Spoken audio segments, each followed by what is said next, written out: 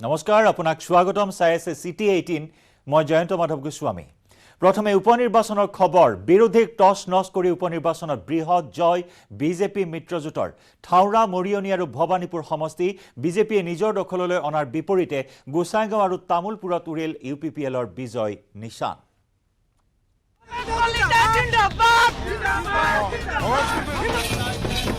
পাঁচৰ ভিতৰত পাঁচ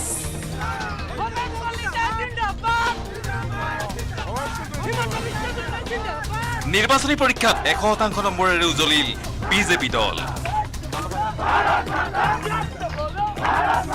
বিধানসভা উপনিৰ্বাচনৰ জয়ৰ উল্লাস গিৰুৱা শিবিৰত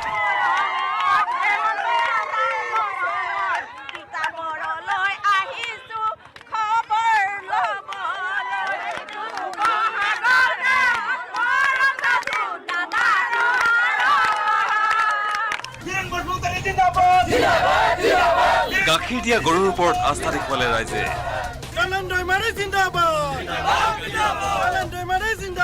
কংগ্ৰেছ ৰাইজৰ দল AIDFৰ জল্পনা কল্পনা ৰণ চালি মুখ চুপতি একো কামত নাহিল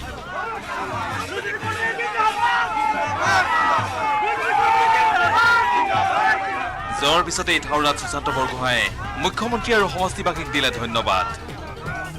মই যি সিদ্ধান্ত লৈছিলোঁ সেই সিদ্ধান্ত যে সঠিক প্ৰমাণিত হ'ল তাৰ বাবে মই থাউৰাবাসী ৰাইজৰ সহায় সহযোগিতাক ধন্যবাদ জনাম আৰু তেখেতসকলে যি বিশ্বাস আৰু আস্থাত লৈ পেলাই এই নিৰ্বাচনত মই লোৱা সিদ্ধান্তক আদৰণি জনালে তাৰ বাবে মই চিৰকৃতজ্ঞ হৈ থাকিম আৰু এতিয়া কামৰ সময় আৰু থাউৰা সমষ্টিয়ে যাতে আৰু কেতিয়াও উন্নয়নৰ দিশত যাতে পিছ পৰি নৰয় তাৰ বাবে এই 4.5 বছৰ নিৰৱচ্ছিন্নভাৱে কাম কৰিম বিৰোধী পক্ষই বিভিন্ন ধৰণৰ কথা ক'লে বিভিন্ন ধৰণৰ সমালোচনা কৰিলে সমালোচনাক নস্যাৎ কৰি পেলাই জনসাধাৰণৰ যিটো পাৰ ভঙা উৎসাহ ভাৰতীয় জনতা পাৰ্টি মিত্ৰজোঁট চৰকাৰখনৰ কাৰণে মই ভাবোঁ এইটো এটা ভাৰতবৰ্ষৰ যি বাই ইলেকশ্যন হৈছে তাৰ ভিতৰত এটা ব্যতিক্ৰমধৰ্মী ইলেকশ্যন হিচাপে আপোনালোকে ভাবিব পাৰে জনসাধাৰণে এটা কথা উপলব্ধি কৰিছিল যে কংগ্ৰেছত থাকিলে অৰ্থাৎ বিৰোধী পক্ষত থাকিলে কোনো ধৰণৰ উন্নয়ন সম্ভৱ নহয় যাৰ কাৰণে সুশান্ত বৰগোহাঁই ৰূপজ্যোতি কুৰ্মী বিজেপিলৈ আহিলে ৰাইজ আগ্ৰহী হৈ আছিল ভোট দিবৰ কাৰণে আৰু আজি আপোনালোকে দেখিলে যে বিপুল ভোটৰ ব্যৱধানত দুয়োগৰাকী পাৰ্টীক ইয়াৰ পৰা জিকাই পঠাইছে থাউৰাবাসী ৰাইজে যি ধৰণেৰে আজি আমাৰ সুশান্ত বৰগোহাঁইক ভোট দি জয়যুক্ত কৰালে মই তেখেতসকলক মোৰ ফালৰ পৰা অভিনন্দন জ্ঞাপন কৰিছোঁ ৰাইজক প্ৰতিশ্ৰুতি দিছোঁ যে সকলো চুকে কোণে সকলো ধৰণৰ কাম তেখেতসকলক আজি উন্নয়ন কৰি দিয়াৰ ক্ষেত্ৰত আমি প্ৰতিশ্ৰুতিবদ্ধ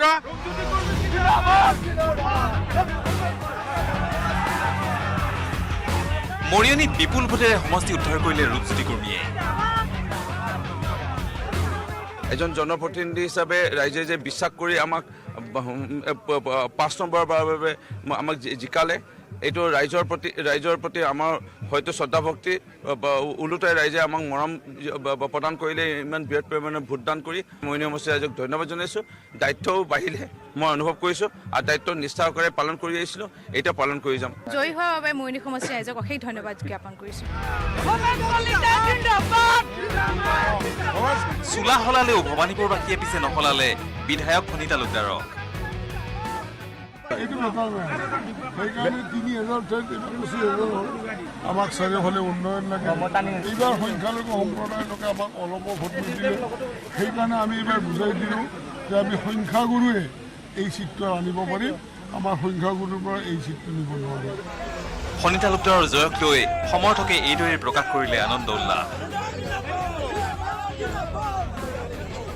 আজি 15টা বছৰে যে ইউডিএফৰ কবলত পৰি আছিল আজি ইউডিএফৰ কবলৰ পৰা আমাৰ সন্মানীয় যি প্ৰাক্তন বিধায়ক ফণীধৰ তালুকদাৰে আমাক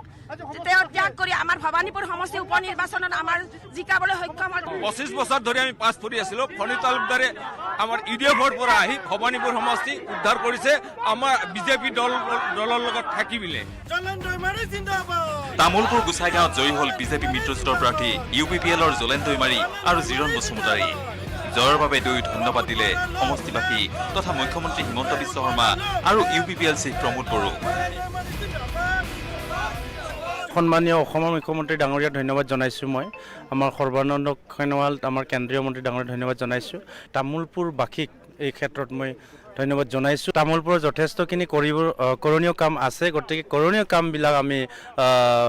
তীব্ৰ গতিৰে কাম কৰাৰ কাৰণে প্ৰস্তুত চলাইছোঁ। উন্নয়নৰ স্বাৰ্থত আজি ভোট প্ৰদান কৰিছে ৰাইজে, গতিকে এই যে মই বিজয় হৈছোঁ এইটো মই বিজয় হোৱা নাই, আমাৰ সমষ্টিবাসীৰ এইটো বিজয়, গতিকে ৰাইজক মই বহুত বহুত ধন্যবাদ জ্ঞাপন কৰিছোঁ। নিশ্চয়কৈ আমি ৰাইজক বিশ্বাস লৈ পেলাই আমি নিশ্চয় কাম কৰিম অঞ্চলৰ উন্নয়নৰ কাৰণে। ইফালে এই জয় প্ৰত্যাশিত বুলি মন্তব্য ৰাজ্যিক বিজেপিৰ শীৰ্ষ নেতৃত্বৰ। কোভিডৰ কাৰণে আমি অলপ কোভিড প্ৰট'কল মেইনটেইন কৰি এতিয়া আমি পাৰ্টিৰ ওচৰলৈ গৈ আছোঁ। আমাৰ ৰাজ্যিক কাৰ্যালয়ত মাননীয় মুখ্যমন্ত্ৰী মহোদয়, মই, আমাৰ দলীয় জ্যেষ্ঠ নেতৃত্বসকল আমি উপস্থিত হৈ তাত আমি এডভান্স দীপাৱলীৰ শুভেচ্ছা দিম ৰাইজক। আৰু 5টাকৈ বিধানসভা সমষ্টিৰ ৰাইজে ভাৰতীয় জনতা পাৰ্টী আৰু মিত্ৰগোষ্ঠীৰ সপক্ষে যি বিপুল ভোটত আমাৰ প্ৰাৰ্থীসকলক বিজয় কৰিলে তাৰ বাবে আমি তেওঁলোকক নমন কৰিছোঁ, শ্ৰদ্ধা নিবেদিছোঁ আৰু আটাইবিলাককে মই দীপাৱলীৰ শুভেচ্ছা জ্ঞাপন কৰিছোঁ। এই পোহৰৰ উৎসৱেৰে এই আটাইবিলাক সমষ্টি উজ্জ্বল হৈ পৰক, তাকে আজি পবিত্ৰ মুহূৰ্তত মই কামনা কৰিছোঁ। Bureau report, news 18 Assam north east.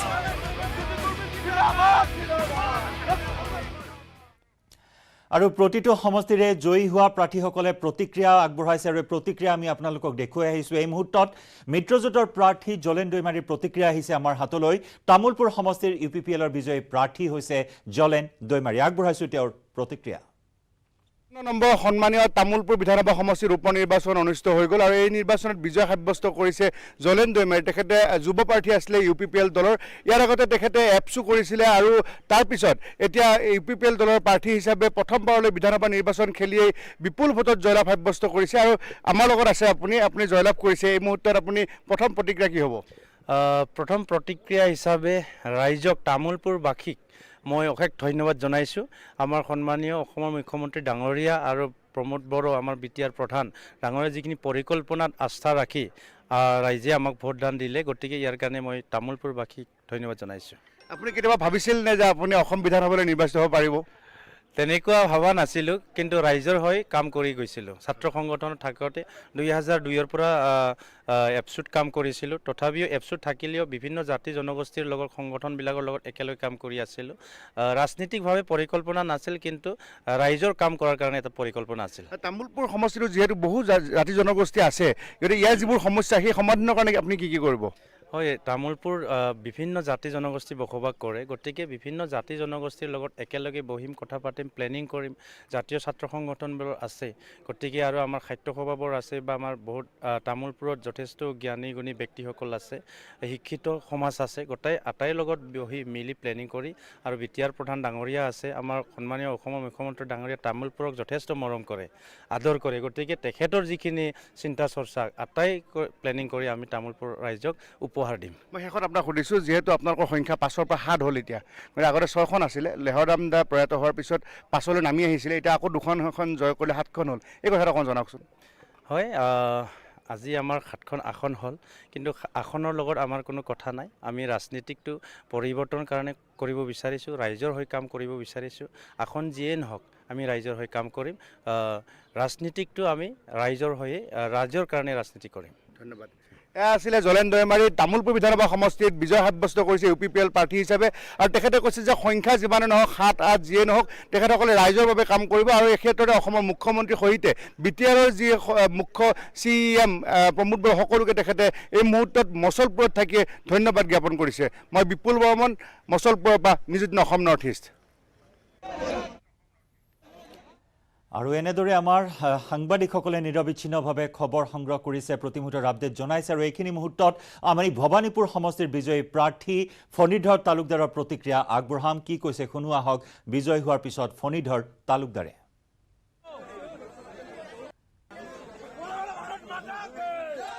আমি মন্তব্য আগবঢ়াম, ফণীধৰ তালুকদাৰৰ মন্তব্য আগবঢ়াম। ইতিমধ্যে ফণীধৰ তালুকদাৰে কৈছে যে সংখ্যাগুৰুৰ ভোটেৰে তেওঁ এবাৰ বিজয় সাব্যস্ত কৰিবলৈ সক্ষম হৈছে, বৃহৎ বিজয় সাব্যস্ত কৰিছে ফণীধৰ তালুকদাৰে। যদি আমি 2016 চনৰ নিৰ্বাচন চাওঁ, 2016 চনত AIDFৰ প্ৰাৰ্থী জয়ী হৈছিল আৰু তাত BPFেও প্ৰাৰ্থী আগবঢ়াইছিল 2016 চনত। গতিকে ভোট বিভাজন হৈ সেই সময়ত AIDFৰ প্ৰাৰ্থীয়ে জয়লাভ কৰিবলৈ সক্ষম হৈছিল। ঠিক তেনেদৰে 2021 চনৰ নিৰ্বাচনতো বিৰোধী জোটবন্ধনৰ প্ৰাৰ্থী AIDFৰ প্ৰাৰ্থী ফণীধৰ তালুকদাৰে জয়ী হৈছিল, কিন্তু AIDF ত্যাগ কৰি তেওঁ বিজেপিত যোগদান কৰে আৰু তাৰ বাবে এই উপনিৰ্বাচনত পুনৰবাৰ বৃহৎ বিজয় সাব্যস্ত কৰিলে ফণীধৰ তালুকদাৰে।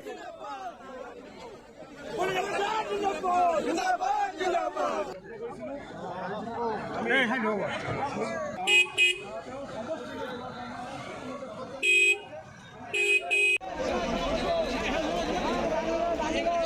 বিজয় হোৱাৰ পিছতেই এয়া ভৱানীপুৰৰ পৰিৱেশ আমি দেখুৱাইছোঁ হৰ্ষোল্লাস বিজয় উল্লাস সমৰ্থকসকলৰ মাজত সকলোৱে আদৰণি জনাইছে শুভেচ্ছা জ্ঞাপন কৰিছে ফণীধৰ তালুকদাৰক আৰু তাৰ সমান্তৰালকৈ আমি প্ৰত্যেকটো সমষ্টিৰ খবৰ আপোনাক জনাই আহিছোঁ থাউৰা সমষ্টিৰ যদি কথা কওঁ থাউৰা সমষ্টিটো বৃহৎ জয় সাব্যস্ত কৰিবলৈ সক্ষম হ'ল বিজেপিৰ প্ৰাৰ্থী সুশান্ত বৰগোহাঁই আমি সংযুক্ত হৈছোঁ শিৱসাগৰত থকা আমাৰ সতীৰ্থ সাংবাদিক হীৰকজ্যোতি মালাকৰ সৈতে হীৰক আপোনাৰ কাষলৈ আহিছোঁ এক ঐতিহাসিক জয় সাব্যস্ত কৰিলে সুশান্ত বৰগোহাঁয়ে যিটো আছিল কংগ্ৰেছৰ দুৰ্গ থকা এটা সমষ্টি কিন্তু অতি শোচনীয়ভাৱে পৰাস্ত হ'ল কংগ্ৰেছৰ প্ৰাৰ্থী মনোৰঞ্জন কোঁৱৰ তৃতীয় স্থানত থাকিল মাত্ৰ ৫,০০০ হে ভোট লাভ কৰিবলৈ সক্ষম হ'ল কংগ্ৰেছ প্ৰাৰ্থীগৰাকী আৰু তাৰ পৰিৱৰ্তে বৃহৎ জয় বিজেপিৰ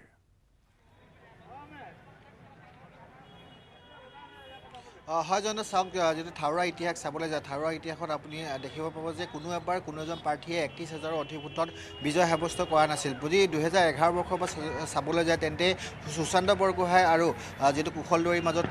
তীব্ৰ প্ৰতিদ্বন্দ্বিতা হৈছিল তীব্ৰ প্ৰতিদ্বন্দ্বিতাৰ অন্তত কোনোবা এজনে ২০০০ বা ১,০০০ ভোটতে জয়লাভ কৰিবলৈ সক্ষম হৈছিল এয়া প্ৰথমবাৰৰ বাবে যিহেতু সুশান্ত বৰগোহাঁয়ে এবাৰ ইতিহাস ৰচনা কৰিবলৈ সক্ষম হৈছে সুশান্ত বৰগোহাঁয়ে মই ক'ব বিচাৰিম যে ৩১,০০০ৰ অধিক ভোটত বিজয় সাব্যস্ত কৰিবলৈ সক্ষম হৈছে কিন্তু যিহেতু থাউৰা সমষ্টি কংগ্ৰেছৰ দুৰ্গ বুলি কোৱা হয় যিহেতু কংগ্ৰেছৰ ভেটি আছিল বুলি কোৱা হয় কিন্তু সেই ভেটি নিশ্চিন্ন হোৱাৰ পথত আগবাঢ়িছে যদি চাব যায় এইবাৰৰ যি উপ নিৰ্বাচন কংগ্ৰেছৰ প্ৰাৰ্থী মনোৰঞ্জন কোঁৱৰে কেৱল ৫,৮৯২টা ভোটহে লাভ কৰিবলৈ সক্ষম হৈছে বিগত যি ১৪বাৰকৈ এই থাউৰা সমষ্টিৰ নিৰ্বাচন হৈছে কিন্তু থাউৰা সমষ্টিৰ বিগত ১৪বাৰৰ নিৰ্বাচনত ১০বাৰে কংগ্ৰেছে জয়লাভ কৰিবলৈ সক্ষম হৈছিল তাৰে এই দুবাৰকৈ এইবাৰ হয়তো দুবাৰকৈ বিজেপিয়ে জয়লাভ কৰিবলৈ সক্ষম হৈছে আৰু এইবাৰ যি নিৰ্বাচন সেই উপ নিৰ্বাচন আছিল এক সন্মানৰ যুঁজ আৰু বিজেপিৰ বাবে এক সন্মানৰ যুঁজ আছিল আৰু বিজেপিয়ে সকলো মন্ত্ৰী বিধায়ক বা সাংসদ যিসকল আছিল আনকি মুখ্যমন্ত্ৰীও এই সমষ্টিত আহিছিল ১১বাৰকৈ নিৰ্বাচনী প্ৰচাৰ চলাইছিল আৰু নিৰ্বাচনী প্ৰচাৰ চলোৱাৰ অন্তত তেওঁলোকে এইখিনি সফলতা লাভ কৰিছে বা ৩১,০০০ ভোট লাভ ৩১,০০০ অধিক ভোটত জয়লাভ কৰিছে বুলি সকলোৱে এই মুহূৰ্তত প্ৰকাশ কৰিছে কিন্তু এই ক্ষেত্ৰত চাব যায় ৰাজ্য দলে এই থাউৰা সমষ্টিক কিন্তু ভেটি গঢ়িবলৈ সক্ষম হৈছে ৰাজ্য দলৰ যিজন প্ৰাৰ্থী ধৈৰ্য কোঁৱৰে যথেষ্ট ভোট লাভ কৰিবলৈ সক্ষম হৈছে আৰু ধৈৰ্য কোঁৱৰে প্ৰায় যিহেতু ক'ব বিচাৰিম যে ২৪,৯৯৫টা ভোট লাভ কৰিছে কিয়নো ধৈৰ্য কোঁৱৰ দুমাহৰ পূৰ্বে এই সমষ্টিটোত আহিছিল ৰাজ্য দলে সাংগঠনিক ভেটি গঢ়িছিল তাৰপিছত গাঁৱে কাষ চাপিছিল অখিল গগৈয়ে নিজৰ নেতৃত্ব গ্ৰহণ কৰিছিল আচলতে যিবোৰ কংগ্ৰেছৰ ভোট আছিলে সেই কংগ্ৰেছৰ ভোটসমূহ কনভাৰ্ট হৈছে ৰাজ্য দললৈ অৰ্থাৎ ৮০%তকৈ অধিক ভোট কংগ্ৰেছৰ যি ভোট আছে সেই ভোটসমূহ ৰাজ্য দললৈ আহিছে এয়া ৰাজ্য দলৰ বাবে এক ভাল খবৰ বুলি ক'ব লাগিব কিন্তু কংগ্ৰেছৰ যি ভেটি আছিলে সেই ভেটি ক্ৰমান্বয়ে নিশ্চিন্ন হোৱাৰ পথত আগবাঢ়িছে আৰু মই ক'ব বিচাৰিম যে আজি যি নিৰ্বাচনৰ ফলাফল ঘোষণা হ'ল সেই নিৰ্বাচনৰ ফলাফলত কিন্তু এটা কথা ক'ব লাগিব যে যিখন ২০খনকৈ ডিমত পঞ্চায়ত আছে বা থাউৰা সমষ্টিৰ পঞ্চায়ত আছে তাৰ ১৮খনতে বিজেপিয়ে বিজয় সাব্যস্ত কৰিবলৈ সক্ষম হৈছে কেৱল ২খনতে ৰাজ্য দলে বিজয় সাব্যস্ত কৰিবলৈ সক্ষম হৈছে আনকি মই ক'ব বিচাৰিম যে যিটো ধৈৰ্য কোঁৱৰৰ যি নিজা যিটো পঞ্চায়ত সেই পঞ্চায়তত ধৈৰ্য কোঁৱৰে মাত্ৰ ৭টা ভোটৰ ব্যৱধানতে অগ্ৰগতি লাভ কৰা দেখিবলৈ পোৱা গৈছে যিহেতু থাউৰা সমষ্টিটো যথেষ্ট পিছপৰা বুলি কোৱা হয় কিন্তু মুখ্যমন্ত্ৰীয়ে ইতিমধ্যে ঘোষণা কৰিছে যে ইয়াত কেইবাটাও আঁচনি গ্ৰহণ কৰা হ'ব নতুনকৈ চিকিৎসা মহাবিদ্যালয় নিৰ্মাণ কৰা হ'ব আৰু বিভিন্ন ধৰণৰ আঁচনি গ্ৰহণ কৰিছে আৰু মুখ্যমন্ত্ৰী নিজেই এই সমষ্টিত আহি সকলো আগত এই কথা প্ৰকাশ কৰিছিল আৰু বিশেষকৈ মুখ্যমন্ত্ৰী যিসমূহ প্ৰচাৰ চলাইছিল সেই প্ৰচাৰ সময়ছোৱাত দেখিবলৈ পোৱা গ'ল যে যিবোৰ আচলতে কংগ্ৰেছৰ ভেটি আছিলে সেই ভেটি বা কংগ্ৰেছৰ যিবোৰ দখলত আছিলে যিবোৰ পঞ্চায়ত সেই পঞ্চায়তসমূহতে বিশেষকৈ প্ৰচাৰ চলোৱা দেখিবলৈ পোৱা গৈছিল আৰু সেই পঞ্চায়তৰ ভোট কিছুসংখ্যক ভোট বিজেপিয়ে লাভ কৰিবলৈ সক্ষম হৈছে তাৰ বাবে এই ঐতিহাসিক বিজয় সাব্যস্ত কৰিবলৈ আজি সক্ষম হ'ল সুশান্ত বৰগোহাঁয়ে এটা কথা প্ৰকাশ কৰিছে বিগত যিহেতু ৪.৫টা বছৰ আছে উপ নিৰ্বাচন ইতিমধ্যে ৬মাহ কাৰ্যকাল সমাপ্ত হোৱাৰ পথত আছে আৰু ৪.৫টা বছৰ আছে আৰু ৪.৫টা বছৰত তেওঁ থাউৰা সমষ্টি নতুনত্বৰ এক মুখ দেখাব বুলি কৈছে বা নতুন বিভিন্ন ধৰণৰ আঁচনি ৰূপায়ণ কৰিব আৰু বিভিন্ন ধৰণৰ প্ৰকল্প নিৰ্মাণ কৰিব বুলি কৈছে আৰু সকলোৱে তেওঁ কৈছে যে এই সকলো ৰাজ্যৰ সহযোগিতা লাগিব বুলি কৈছে কিন্তু আজি নিৰ্বাচনে এটা কথা সূচাইছে যে যিহেতু মূল্যবৃদ্ধি বা অন্যান্য যিবোৰ ইছ্যু গা কৰি উঠিছে কিন্তু সেই মূল্যবৃদ্ধি বা অন্যান্য যিবোৰ ইছ্যু সেই ইছ্যু বা পেট্ৰল ডিজেলৰ মূল্যবৃদ্ধি বৃদ্ধি এনেধৰণৰ যিবোৰ ইছ্যু সেই ইছ্যুৱে কিন্তু কোনো ধৰণৰ প্ৰভাৱ পেলাবলৈ সক্ষম হোৱা নাই আজি উপ নিৰ্বাচনত শেহতীয়াভাৱে উপ নিৰ্বাচনত 5টা সমষ্টিকে বিজেপি মিত্ৰজোঁটে দখল কৰিবলৈ সক্ষম হৈছে কিন্তু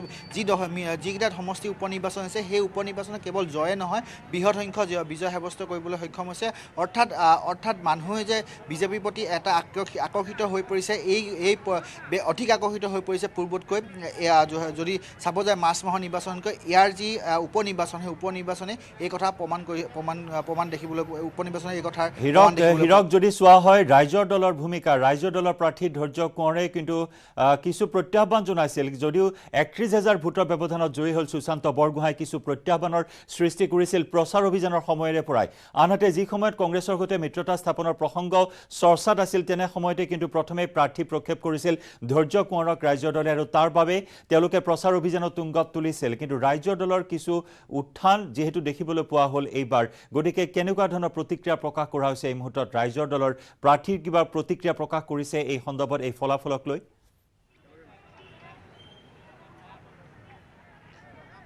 হয় চাব যায় যে ৰাইজৰ দলৰ এক উত্থান বুলি ক'ব লাগিব থাওৰা সমষ্টিত ৰাইজৰ দল 2টা মাহৰ পূৰ্বলৈকে বা 2 মাহৰ আগলৈকে ৰাইজৰ দলৰ কোনো ধৰণৰ ভেটি নাছিলে কোনো ধৰণৰ সাংগঠনিক ভেটি নাছিলে কিন্তু 2টা মাহৰ ভিতৰত ৰাইজৰ দলে এক উত্থান দেখিবলৈ পোৱা গৈছে আৰু মই পূৰ্বতে উল্লেখ কৰিছোঁ আৰু এতিয়া উল্লেখ কৰিম যে যিবোৰ কংগ্ৰেছৰ ভোট আচলতে সেই কংগ্ৰেছৰ ভোট কিছুসংখ্যক ভোট ৰাইজৰ দললৈ আহিছে অৰ্থাৎ ৰাইজৰ দললৈ কনভাৰ্ট হোৱা দেখিবলৈ পোৱা গৈছে আচলতে এটা কথা ক'ব বিচাৰিম যে ৰাইজৰ দলৰ যিজন প্ৰাৰ্থী ধৈৰ্য কোঁৱৰে সমষ্টিটোৰ যিসকল লোক আছে ঘৰে ঘৰে যাবলৈ চেষ্টা কৰিছিল ইয়াত ১,১৫,৯৭১টা ভোট আছে সেই ভোটাৰসকলৰ কাষ চপাৰ দেখিবলৈ পোৱা গৈছিল লগতে অখিল গগৈ নিজেই শিৱসাগৰ বিধায়ক অখিল গগৈ নিজে নেতৃত্ব লৈছিল ইয়াত আৰু সেই অখিল গগৈ নেতৃত্ব লোৱাৰ বাবে আজি যিহেতু ৰাইজৰ দলে ২৪,০০০ৰ অধিক ভোট লাভ কৰিবলৈ সক্ষম হৈছে তেওঁলোকৰ বাবে এইবাৰ ৰাইজৰ দলৰ বাবে এটা পজিটিভ খবৰ কিয়নো এটা যোগাত্মক খবৰ কাৰণ যিটো সমষ্টিত কোনো ধৰণৰ ভেটি নাছিলে সেই সমষ্টিটোত কংগ্ৰেছৰ ভেটি আছিলে সেই কংগ্ৰেছৰ ভেটি উফৰাই তেওঁলোকে দ্বিতীয় স্থান লাভ কৰিবলৈ সক্ষম হৈছে কিন্তু কংগ্ৰেছে যিহেতু বেকফুটত অহাহে দেখিবলৈ পোৱা গ'ল এক কথা ক'বলৈ গ'লে অখিল গগৈ যিহেতু নিজে নেতৃত্ব লৈছিল সেই নেতৃত্ব হিচাপে কিছু ক্ষেত্ৰত সফলতা লাভ কৰিছে কিন্তু বিজেপি যিহেতু ইয়াত নিৰ্বাচনৰ পূৰ্বে যিহেতু মিনি ডিছপুটে পৰিগণিত হৈছিল মুখ্যমন্ত্ৰী নিজেও আহিছিল 11বাৰকৈ আহিছিল দুদিনত বা আন যিসকল মন্ত্ৰী বিধায়ক বা সাংসদ আহিছিল সেই সাংসদসকলেও প্ৰচাৰ চলাইছিল তাৰ বাবে হয়তো এই জয়ৰ আন এক কাৰণ আৰু সকলোৱে তেওঁলোকে কাষ চাপিবলৈ সক্ষম হৈছিল কিন্তু ৰাইজৰ দলৰ বাবে মই পুনৰ ক'ব বিচাৰিম ৰাইজৰ দলৰ বাবে এটা ভাল খবৰ যে ৰাইজৰ দলে যথেষ্ট ভোট লাভ কৰিবলৈ সক্ষম হৈছে ২৪,০০০ ভোট লাভ কৰিবলৈ সক্ষম হৈছে তাত ইয়াত সাংগঠনিক ভেটি গঢ়িবলৈ সক্ষম হৈছে ২০২৬ বৰ্ষৰ নিৰ্বাচন আৰু লগতে যিহেতু ২০২৪ বৰ্ষৰ লোকসভা নিৰ্বাচন আছে সেই লোকসভা নিৰ্বাচনত তেওঁলোকৰ ৰণনীতি কি হ'ব বা কেনেদৰে শিৱসাগৰ সমষ্টিৰ লগতে আন যিবোৰ সমষ্টি আছে সেই সমষ্টিসমূহত ২৬ত কেনেদৰে তেওঁলোকে ভেটি সুদৃঢ় কৰে আৰু লগতে যি সাংসদীয় সমষ্টি যোৰহাট লোকসভা সমষ্টি কেনেদৰে তেওঁলোকে ৰণকৌশল প্ৰস্তুত কৰে বা কেনেদৰে ভেটি গঢ়ে সেয়া সময়তে লক্ষণীয় হৈ পৰিব জয়ন্ত ধন্যবাদ হীৰক ধন্যবাদ জ্ঞাপন কৰিছোঁ আপোনাক প্ৰতি মুহূৰ্তৰ আপডেট আপুনি দি আহিছে ৩০ অক্টোবৰৰ পৰা প্ৰতিটো খবৰ ভোট গ্ৰহণৰ পৰা ভোট গণনালৈ প্ৰত্যেকটো খবৰ আপুনি দি আহিছে লগতে শিৱসাগৰৰ সাংবাদিক প্ৰদীপ গগৈয়ে সকলো খবৰ জনাই আহিছে আৰু এইখিনি মুহূৰ্তত থাওৰা সমষ্টিটো ঐতিহাসিক জয় সাব্যস্ত কৰাৰ পিছতে বিজেপি সমৰ্থকৰ মাজত হৰ্ষোল্লাস বিজয় উল্লাস পৰিলক্ষিত হৈছে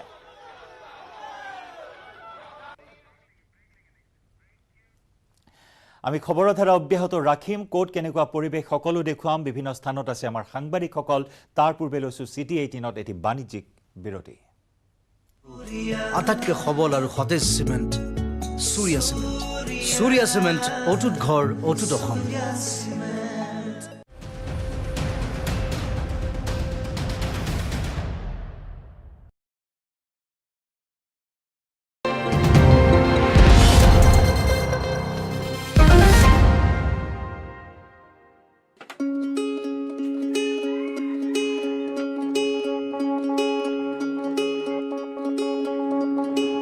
পোহৰৰ উৎসৱ দীপান্বিতালৈ সাজু সকলো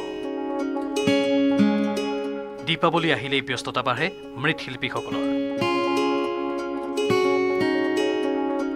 কোভিডৰ বাবে বিগত বছৰত মাটিৰ চাকি বিক্ৰী সীমিত হোৱাৰ পিছত এই বছৰ অধিক বিক্ৰী হোৱাৰ আশা দেখিছে মৃৎশিল্পীসকলে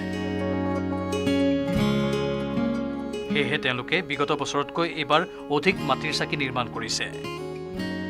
মঙলদৈ পুনিয়া বৰকুমাৰপাৰাৰ মাটিৰ চাকিয়ে উজ্বলাব আপোনাৰ পদূলি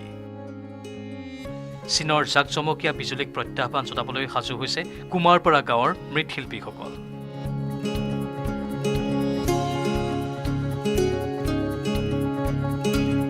শিল্পীৰ কোমল হাতৰ পৰশত প্ৰাণ পাই উঠিছে সৰু ডাঙৰ আকাৰৰ বিভিন্ন চাকি।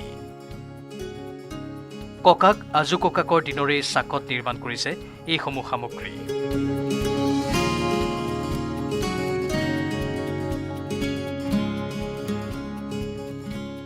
পুনিয়া বৰকুমাৰপাৰাৰ বেছি সংখ্যক লোকেই মাটিৰ সামগ্ৰী বনাই পোহপাল দিয়ে নিজৰ পৰিয়ালক। দীপাৱলী অহাৰ লগে লগে প্ৰত্যেকটো পৰিয়ালৰে জীয়ৰী বোৱাৰী বুঢ়া মেথা সকলো লাগি পৰে চাকি বনোৱা কাৰ্যত।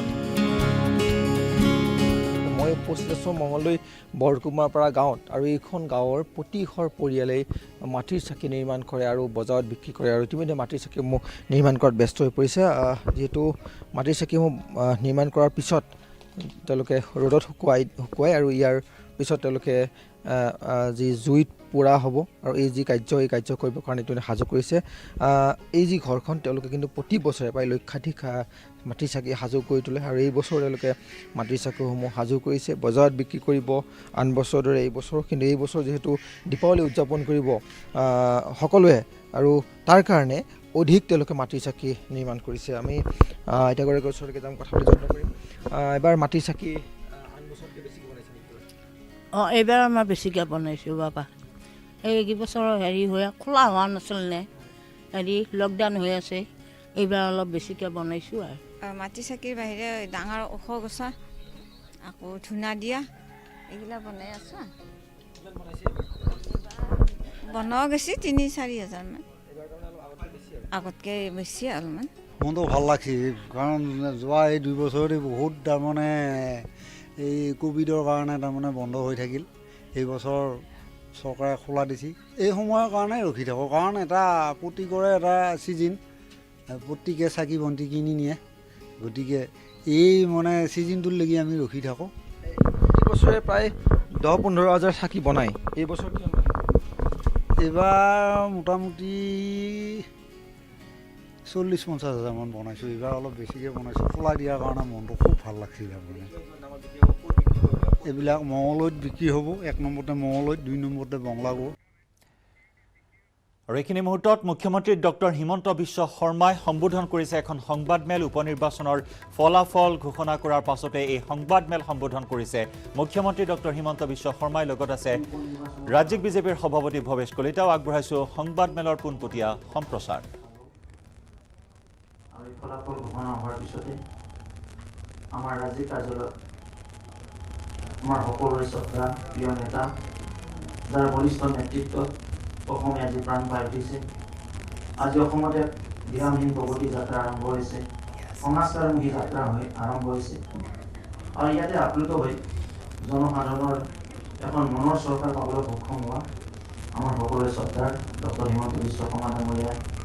আপোনাক সম্বোধন কৰিব কিছু সময়ৰ পিছতে। আজি আমাৰ সৈতে এই সংবাদমেলত উপস্থিত আছে ভাৰতীয় জনতা পাৰ্টি অসম প্ৰদেশৰ সাংগঠনিক সাধাৰণ সম্পাদক আদৰণীয় পাঞ্জাৱ শৰ্মা ডাঙৰীয়া,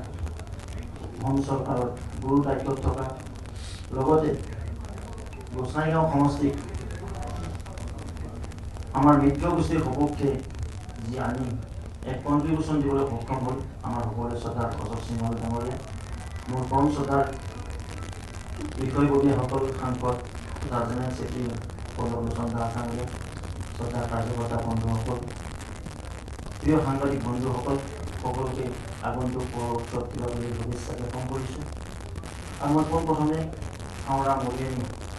ভৱানীপুৰ, তামোলপুৰ আৰু সন্মানৰ গোসাইগাঁওবাসী ৰাইজক ধন্যবাদ জ্ঞাপন কৰিছোঁ। তেখেতসকলে ভাৰতীয় জনতা পাৰ্টি আৰু মিত্ৰ গোষ্ঠীৰ সপক্ষে এই যি উপনিৰ্বাচনত এক শান্তিপূৰ্ণভাৱে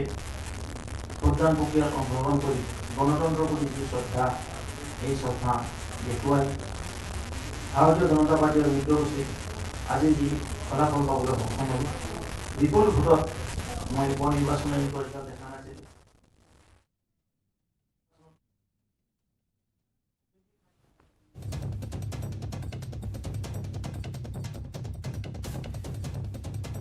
আৰু এই সংবাদমেলৰ পোনপটীয়া সম্প্ৰচাৰ আমি আগবঢ়াম।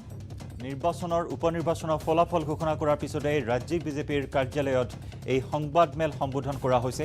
আৰু কিছু সময় পিছতে মুখ্যমন্ত্ৰী ডক্টৰ হিমন্ত বিশ্ব শৰ্মাই মন্তব্য কৰিব সংবাদমেলত। তাৰ দৃশ্য তাৰ পোনপটীয়া সম্প্ৰচাৰ আমি আগবঢ়াম।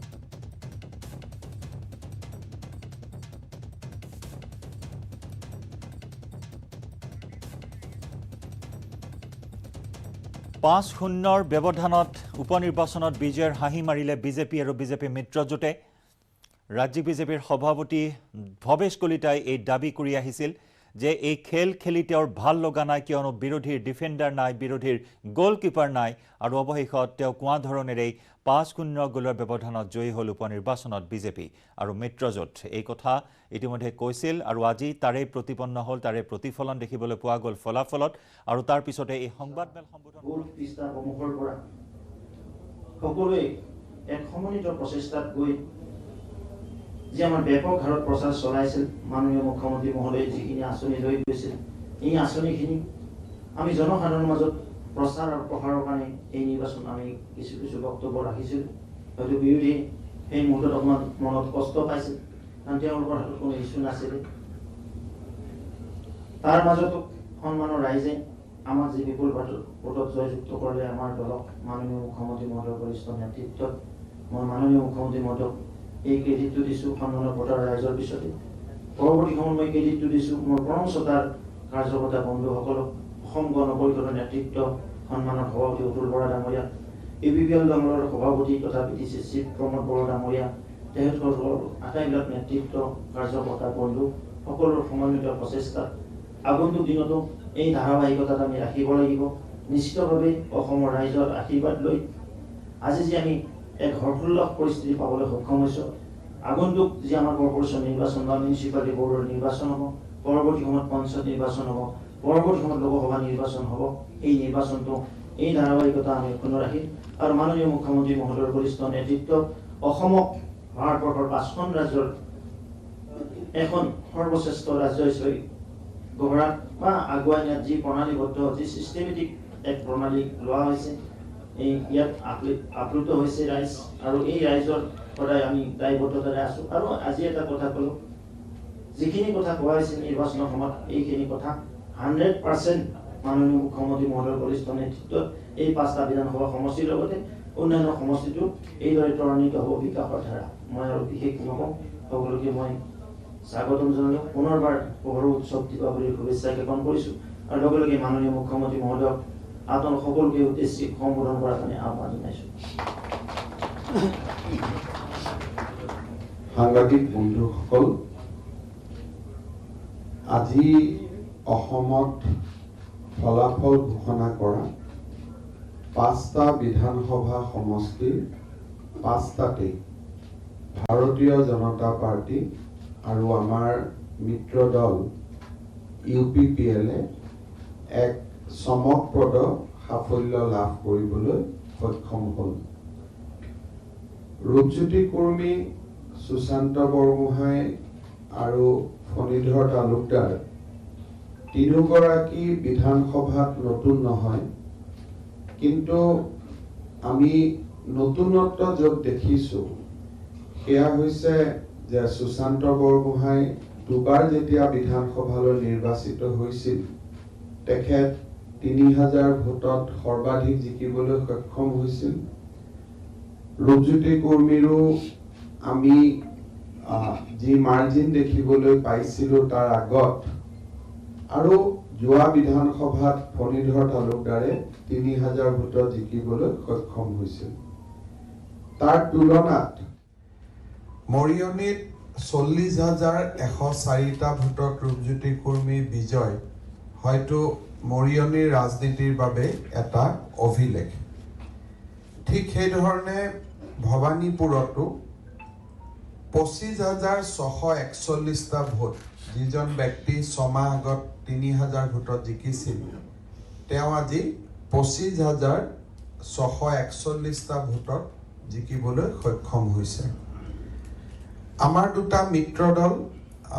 গোসাইগাঁও সমষ্টিত ১০,০০০ ভোটত যোৱা নিৰ্বাচনত আমি পৰাজিত হৈছিলোঁ। এই নিৰ্বাচনত আমি ২৮,২৫২টা,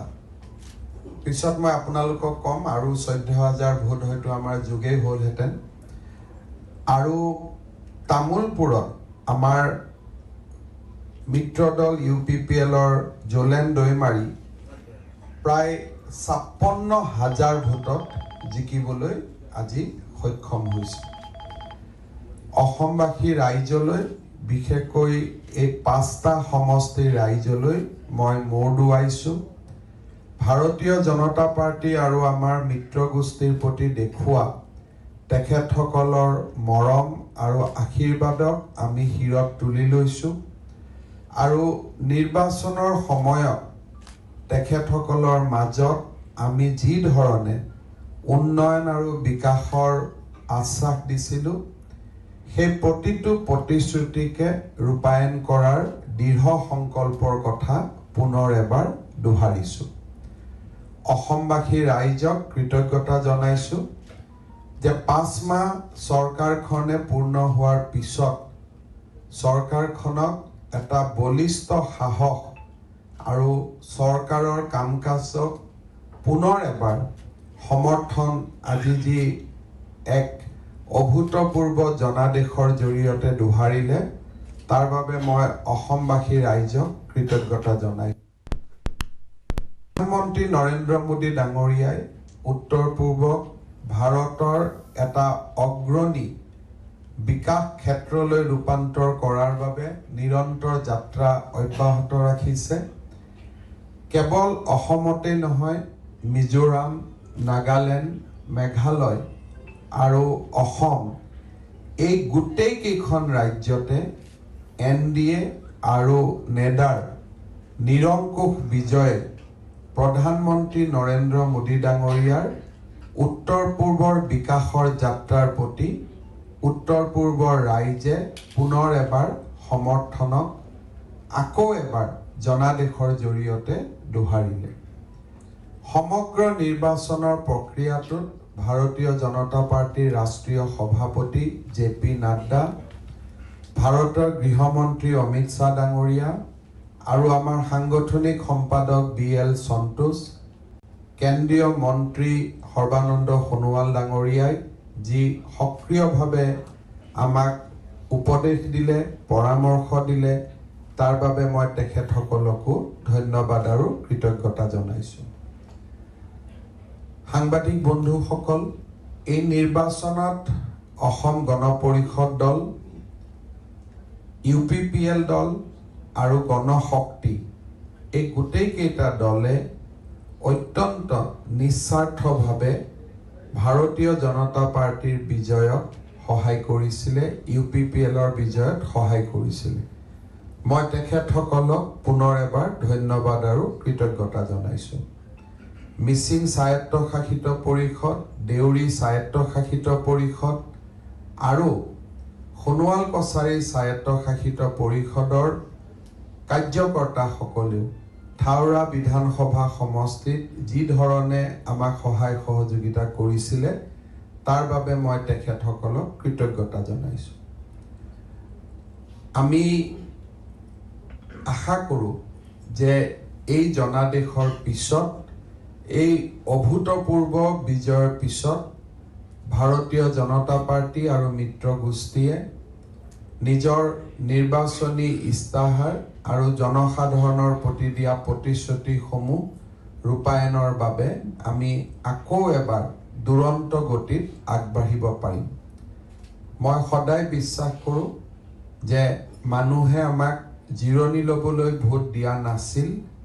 আৰু আমি জিৰণি ল'ব নোৱাৰোঁ। আমাক জিৰণি লোৱাটো মানুহে নিবিচাৰে আৰু আমিও জিৰণি ল'ব নিবিচাৰোঁ। এক দুৰন্ত গতিত অসমৰ বিকাশৰ যাত্ৰা ভৰিখন মাটিত থৈ হাতখনেৰে আকাশ চোৱাৰ মন লৈ আমি আগবাঢ়ি যাম আৰু এই জনাদেশৰ জৰিয়তে পুনৰ এবাৰ আমি ৰাইজৰ যি আস্থা পালোঁ, ৰাইজৰ যি মৰম পালোঁ, ৰাইজৰ যি আশীৰ্বাদ পালোঁ, তাৰ বাবে মই অসমবাসী ৰাইজৰ ওচৰত পুনৰবাৰ বিনম্ৰতাৰে সৈতে মূৰ দোৱাইছোঁ। আমাৰ এই বিজয়ৰ আঁৰত ভাৰতীয় জনতা পাৰ্টিৰ কাৰ্যকৰ্তাসকলৰ যি সততা, দলটোৰ প্ৰতি আত্ম উৎসৰ্গা, যি ধৰণে তেওঁলোকে কাম কৰিলে, যোৱা নিৰ্বাচনত ভাৰতীয় জনতা পাৰ্টিৰ প্ৰাৰ্থীসকলে নিজে টিকট নোপোৱাৰ পিছতো নৱাগত প্ৰাৰ্থীসকলৰ কাৰণে যি ধৰণে কাম কৰিলে সিয়ে ভাৰতীয় জনতা পাৰ্টিৰ ৰাজনৈতিক আদৰ্শক পুনৰ এবাৰ জনমানসত প্ৰতিষ্ঠা কৰিলে যে এই দল পদবীৰ বাবে নহয়, এই দল ৰাষ্ট্ৰ আৰু জনতাৰ বাবে উৎসৰ্গিত এক ৰাজনৈতিক আদৰ্শ। মই সমূহ ভাৰতীয় জনতা পাৰ্টিৰ কাৰ্যকৰ্তাসকলক ধন্যবাদ আৰু কৃতজ্ঞতা দিছোঁ। শ্ৰদ্ধাৰ সাংবাদিক বন্ধুসকল, যোৱা 6টা মাহ আমাৰ কাৰণে বহু গুৰুত্বপূৰ্ণ ঘটনাৰে সমাহিত হৈ আছিল। এই সময়ছোৱাৰ ভিতৰত আমি বহু উন্নয়নমূলক কাম কাজ দেখিছিলোঁ, বহু প্ৰশাসনিক বিত্তীয় পৰিৱৰ্তন দেখিছিলোঁ আৰু চিপাঝাৰৰ গৰুখুটিত আত্মনিৰ্ভৰশীল অসমৰো এক নতুন আৰম্ভণি আমি দেখা পাইছিলোঁ। মই ভাবোঁ যে অনাগত 4.5 বছৰত অসমৰ সকলো ৰাইজক আৰু সকলো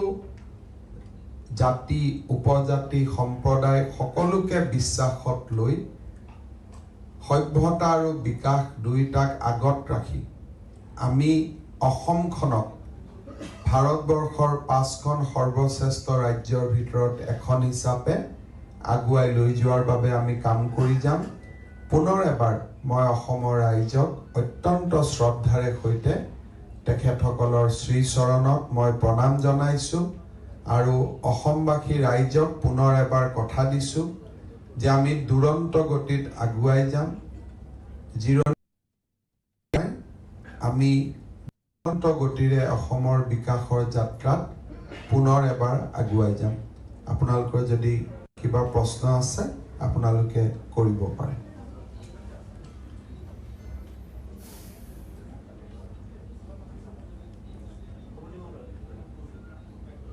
ক'ব পাৰে আমাৰ কাৰ্যকৰ্তাসকল অলপমান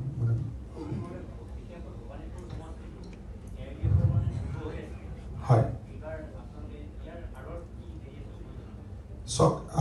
2006 চনত অসম গণ পৰিষদ দলৰ প্ৰাৰ্থী মনোৰঞ্জন দাস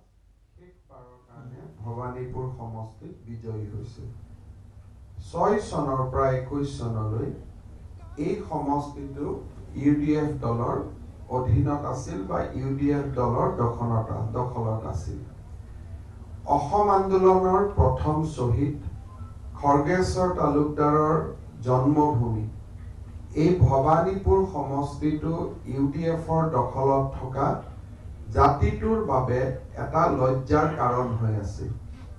আমি জাতিটোৱে কৰবাত বিজয়ৰ পিছতো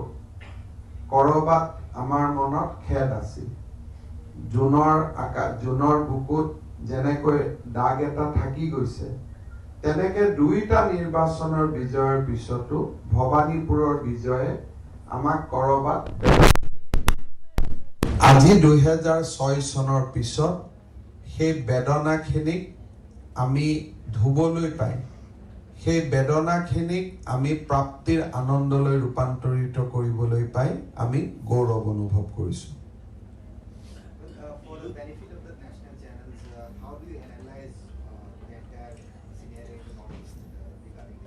Today's electoral victory in Assam in 5 seats, it is not a normal victory because in every seat we got victory margins which we could not achieve even during the general election. In some of the constituency we have seen margins which have never been seen by the political history of those particular constituency. We own 5 seats, probably that is understatement. We own all the 5 seats by huge and huge margin. If you go further, we have not only owned in Assam, our alliance partner or constituent of NEDA has won all the 3 seats in Meghalaya. Our partner has won uncontested 1 seat from Nagaland,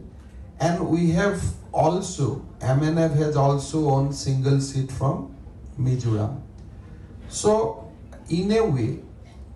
the people of Northeast has once again reposed their faith in the leadership of Prime Minister's visionary policies.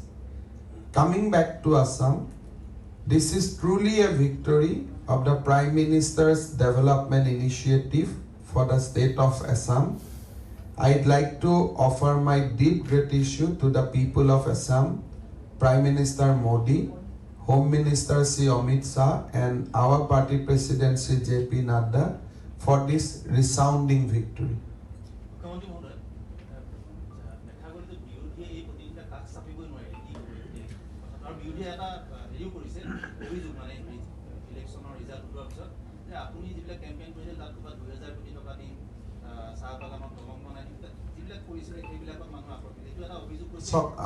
মই গৌৰৱ অনুভৱ কৰোঁ যে অসমৰ মুখ্যমন্ত্ৰী হিচাপে এই নিৰ্বাচনী প্ৰচাৰ অভিযানত এই ৫টা সমষ্টিৰ উন্নয়ন আৰু বিকাশৰ যাত্ৰাৰ লগত নিজক সমাহিত কৰিব পাৰিছোঁ আৰু য'ত যেনেকে কথা দিছিলোঁ প্ৰত্যেকটো কাম আমি কৰিম আৰু বিৰোধীয়ে যদি ভাবে যে উন্নয়নৰ ৰাজনীতি কৰাটো ভুল তেতিয়া তাততো মোৰ ক'বলগীয়া একো নাই So, Bharatiya Janata Party বিকাশৰ ৰাজনীতিৰ কথা কয় আৰু বিকাশৰ ৰাজনীতি কৰে গতিকে মই ভাবো যে এই ৫টা সমষ্টি নিৰ্বাচনৰ ফলাফলে যোৱা ৫টা মাহত আমাৰ চৰকাৰৰ কাম-কাজৰ ওপৰত ৰাইজে পুনৰ এবাৰ আস্থা পোষণ কৰিলে ৰাইজে আকৌ এবাৰ আমাক আশীৰ্বাদ দিলে সাধাৰণ নিৰ্বাচনত আমাক আশীৰ্বাদ দিছিলে পুনৰ এবাৰ আমাক আশীৰ্বাদ দি আগবাঢ়ি যাবলৈ প্ৰেৰণা দিলে মুখ্যমন্ত্ৰী মহোদয় মাজুলীটো উপনিৰ্বাচন হ'ব ইয়াৰ লগতে ধৰক উজনি অসমত ক'ব গ'লে কংগ্ৰেছৰ বৰ্তমান দুটা আসনেই আছে তিতাবৰকে আদি কৰি নাজিৰা সমষ্টি আছে গতিকে উজনি অসমত আৰু সমষ্টি সংখ্যা বাঢ়িব পাৰে নেকি উপনিৰ্বাচনৰ ধৰক মাজুলীত উপনিৰ্বাচন হ'ব কনষ্টিটিউচনেল ৰিকুৱাৰমেণ্ট আছে আৰু এই উপনিৰ্বাচনত ৫টা সমষ্টিতে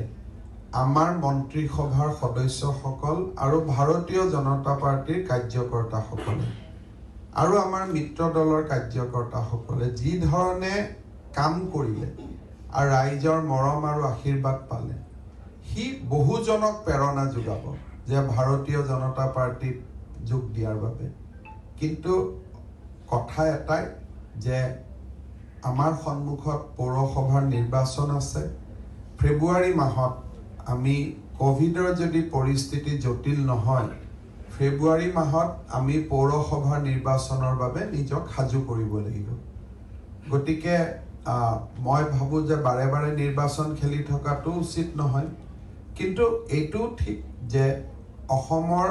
আৰু ২-৩টা সমষ্টি ৰাইজে ডেফিনেটলি উপনিৰ্বাচন বিচাৰে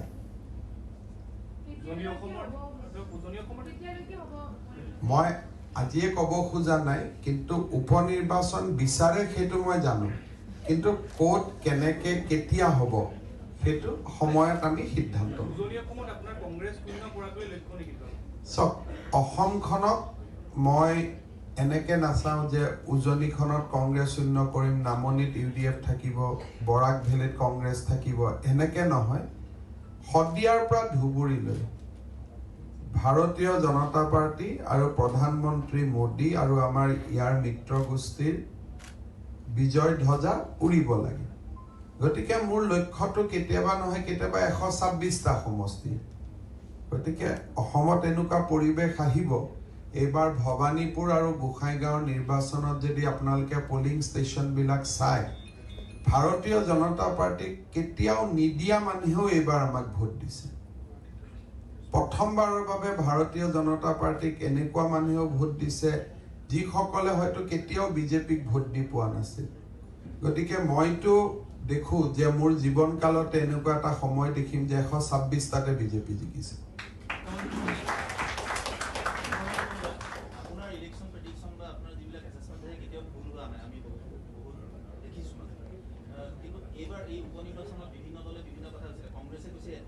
চিট পাম ৰাইজৰ দলে কৈছে থাউৰা আমি লাভ কৰিমেই মূৰকত দেখাম তেওঁলোক কণ্টেষ্টতে নাহে কি ক'ব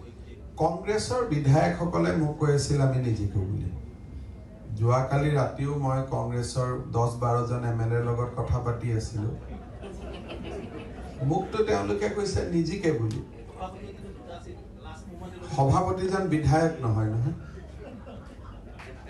যোৱাকালি ৰাতি ৰণোজ পেগু মই জয়ন্ত মল্ল বৰুৱা আৰু কোনোবা জন আমি 4 জন বহি আছিলো ৰাতি 12:30লৈকে যিমান কংগ্ৰেছৰ এমএলএ ফোন কৰিছে 10ৰ পৰা 12 কোনেওতো মোক জিকিম বুলি কোৱা নাই সবে কৈছে দাদা আমি কোনোবাই কৈছে 30,000 ধাৰিম কোনোবাই কৈছে 25,000 ধাৰিম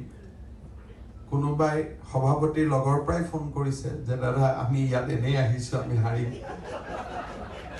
গতিকে মই নাভাবো যে বিধায়কসকলে ৰাইজৰ কথা বুজি নাপায় বুলি তেওঁলোকে জানে তেওঁলোকে পজিশনটো বুজি পায় আৰু সেইকাৰণে আপোনালোককো তেওঁলোকে ব্যক্তি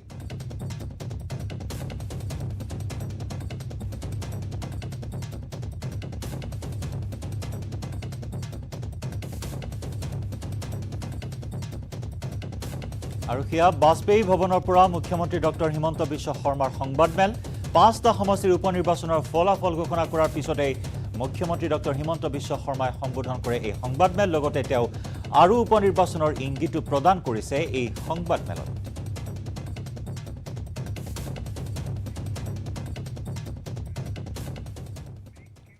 সিটি 18ত লৈছো আন এটি বাণিজ্যিক বিৰতি আটাইতকৈ সবল আৰু সতেজ চিমেণ্ট সূৰ্যা চিমেণ্ট অটুট ঘৰ অটুট অসম